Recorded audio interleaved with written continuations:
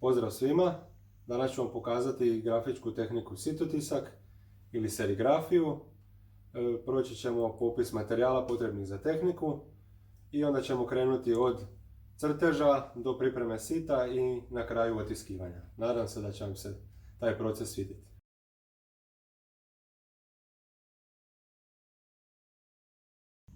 Za sam početak, za izradu tehnike sitotiska potrebni su nam određeni materijali, pribor za crtanje, set kistova, tuš za crtanje, također tuš za retuširanje, blokić za izradu crteža, markeri za neke skice i zapise. Također treba nam folija, naša glavna stvar za izradu i pripremu crteža. Također to se može zvati još i film. To je prozirna folija na kojoj se direktno crta sa tušem i kistom. Prilikom izrade crteža ili motiva možemo biti potpuno kreativni i slobodni. Jedini uvjet je da nastali crtež bude dovoljno crven, da ne propušta svjetlost kako bi nam otisak bio što bolji i oštriji.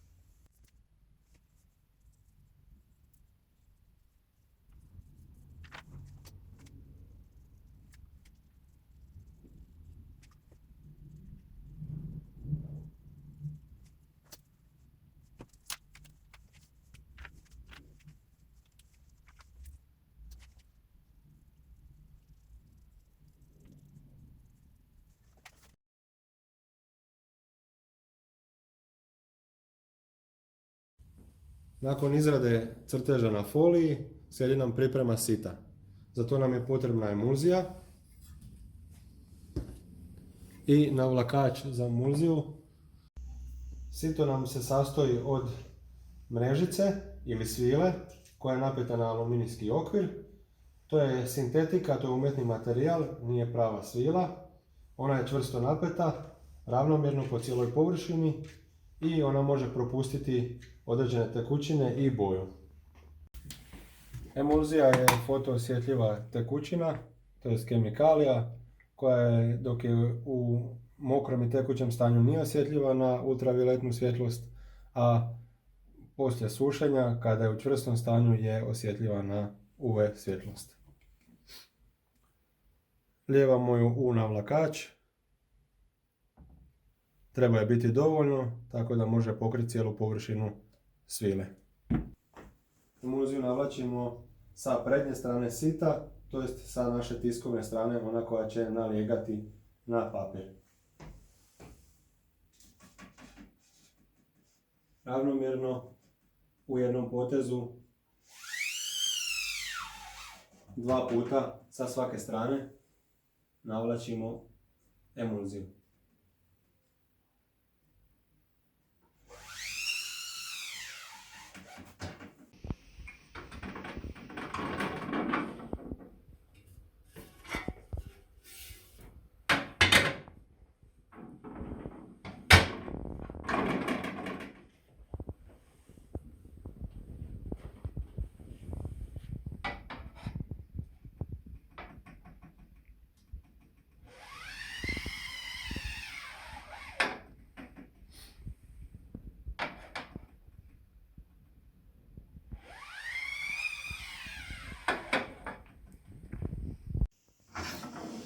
Nakon što smo navukli emulziju, sito stavljamo tiskovnom površinom dolje na sušenje.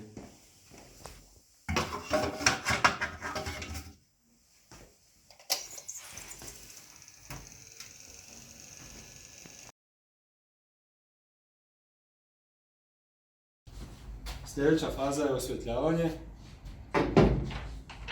Postavljamo film na stol za osvjetljavanje te sito sa osušenom emulzijom centriramo na naš crtež.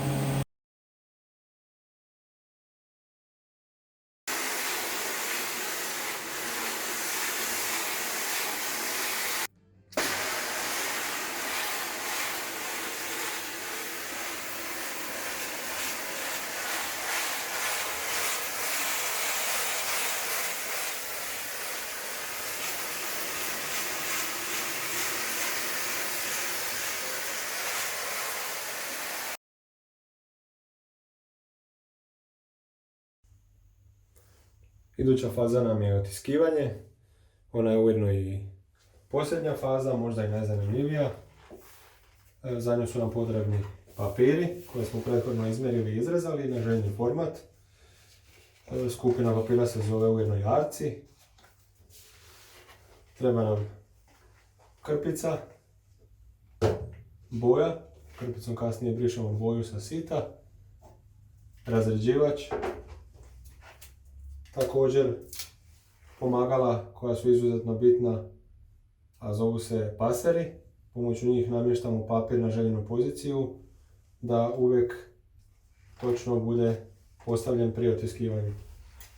Također špahle, zaštitna traka,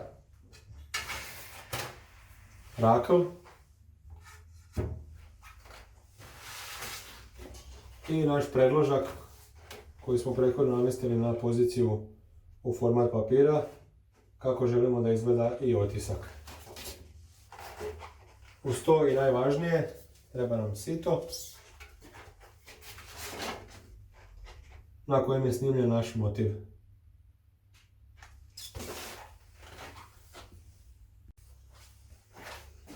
Prvenstveno moramo postaviti sito na nosače prije tiskanja.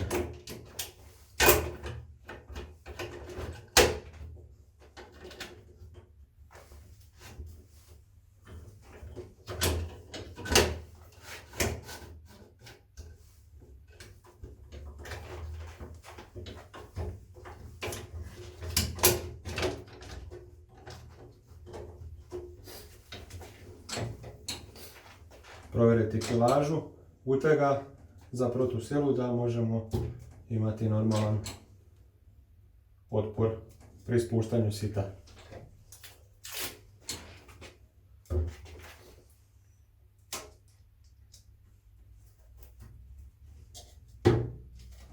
Također postavljamo gumu da imamo određen odmak svile od stola.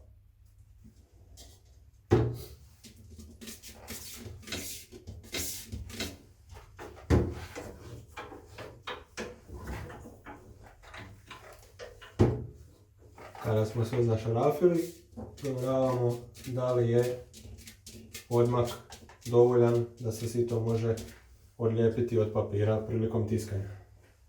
Da bi dobili željeni otisak ispravno postavljen na papiru,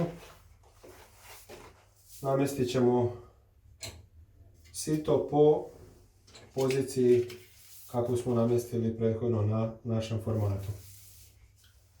Ta dva prikaza se moraju poklopiti, te ćemo pažljivo par puta provjeriti i namjestiti u milimetar da sve odgovara i paše.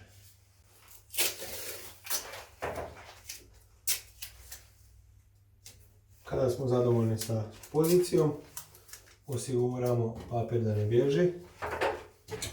Još jednom provjerimo da li sve odgovara i paše, te postavljamo pasere na način da dva pasera idu po dužoj strani, jedan ide po kraćoj, pod kutem, tako da svaki idući papir koji uložimo će biti na točno i identičnoj poziciji.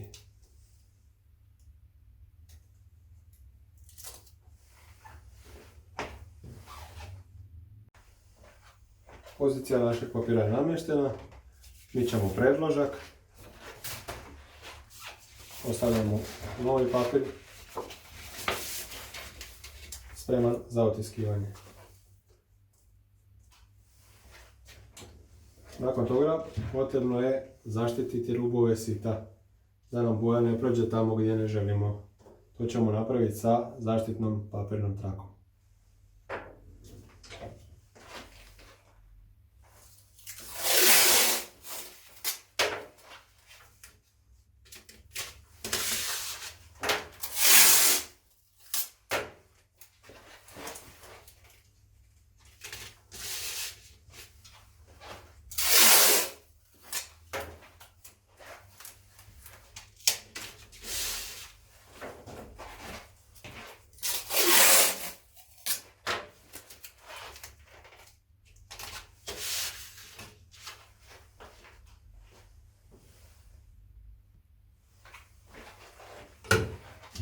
Ako smo odabrali po širini našeg crteža, on bi trebao biti otprilike 20 do 30% širi od crteža, tako da može pokriti cijeli potez i preći naš motiv.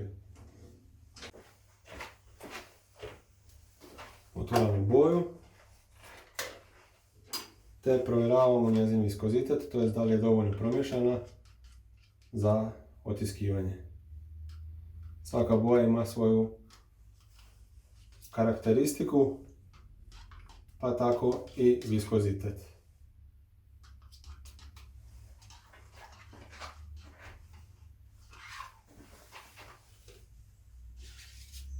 Boje treba biti dovoljno da pokrije cijelu površinu,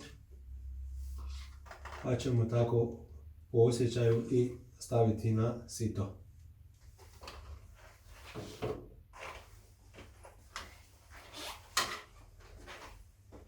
Prije samog otiskivanja provjerimo da li je sve u redu, te prvo navučemo boju, to jest napunimo ju u niti svile.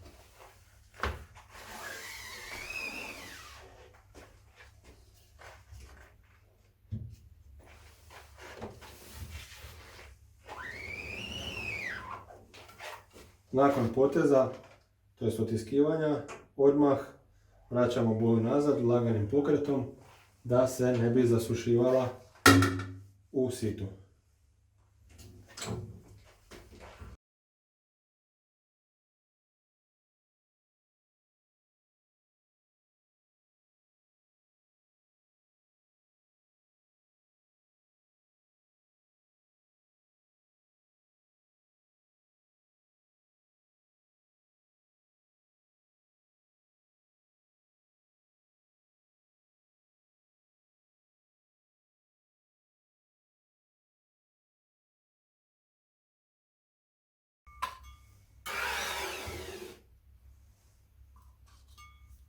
Boju skupljamo pomalo i špaglu okrećemo tako da nam boja ne curi posvuda.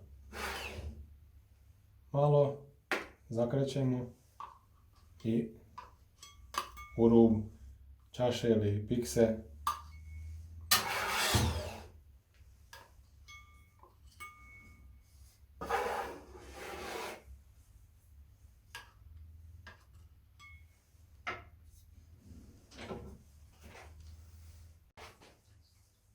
sito nakon otiskivanja peremo sa razređivačem i krpicama. Najčešće uzimamo prljave stare krpice, a tek na kraju čiste bijele, kad je sito već skoro pa čisto.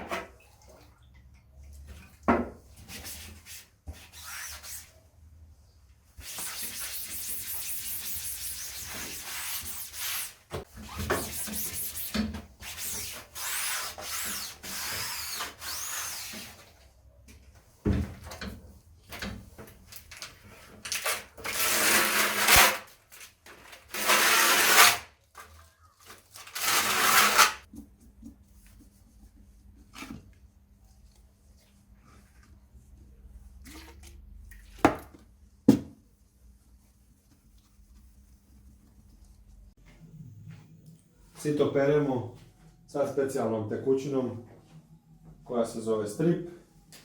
Nju nanosimo na emulziju direktno sa obje strane sita. Te ostavimo da počne djelovati, to je da nagrize emulziju, razgradi ju. Te ju pri tome možemo oprati sa vodom.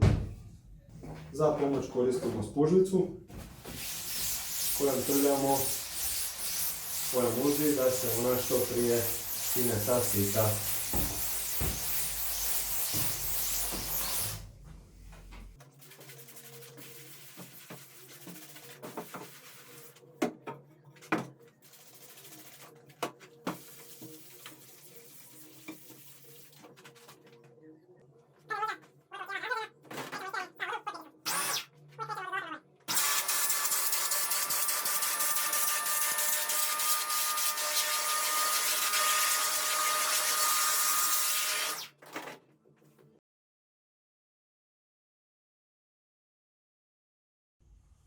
Sama tehnika sitotisak je vrlo zahvalna i široko primjenjiva, te su njezine karakteristike čistoća, oštri rubovi, fini detalji, što možemo vidjeti na otisku. Ovdje imamo usporedno otisak, film, te sito sa istim motivom. Sitom je moguće tiskati na raznovrsne materijale i podloge, te time ta tehnika prednjači pred ostalima. Kako na situ vidimo sve fine detalje, tako i na otisku. Svi bi trebali biti preneseni. Što bolje pripremimo sito i navučemo emulziju, to će naš otisak biti bolji i dugotrajniji. Znači moći ćemo više otisaka napraviti da budu identični. Kao što vidimo, nema nikakvih odstupanja od samog početka izrade našeg motiva pa do krajnjeg rezultata. Time sitotisak je jedna vrlo zanimljiva tehnika, primjenjiva i svakako podložna mnogim umjetničkim i kreativnim izražavanjima i otiskivanjima.